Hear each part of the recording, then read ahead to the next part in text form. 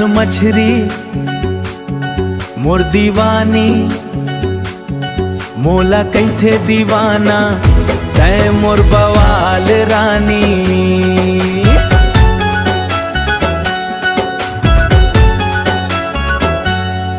तोर नखरा मा जादू, तोर बोली मा पानी, देखत ही बनथे रे मोर दिल के कहानी। तोर चाल मा बिजली, तोर हासी लहरानी, गावे मा गूंजे तै मोर बवाल रानी। रोजे सुरताया थे तोर रूप निशानी, मोरे जिंदगी के रानी तैच मोर सोन मछरी दीवानी, तैच मोर सोन मछरी दीवानी।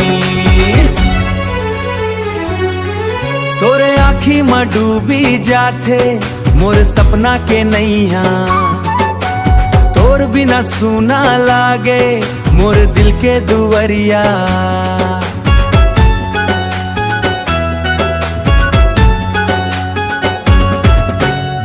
तोर गोरिया मुखड़ा चमके जैसे चंदा पानी, देख के तोला हो जाता हूँ मैं खुद ले बेगानी। तोर चाल मा बिजली, तोर हासी लहरानी, गावे मा गूंजे तै मोर बवाल रानी।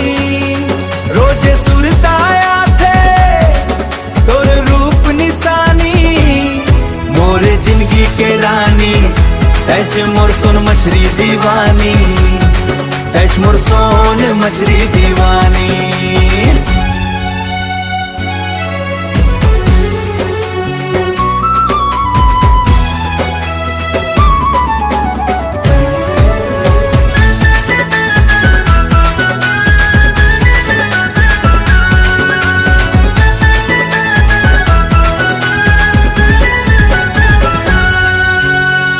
संग जिए बर मोर मन करे मनमानी, जन्म जन्म तक रही त मोर बवाल रानी। रानी सोन मछरी अदा मोर दिल के कहानी, मोला कहथे दीवाना बवाल रानी।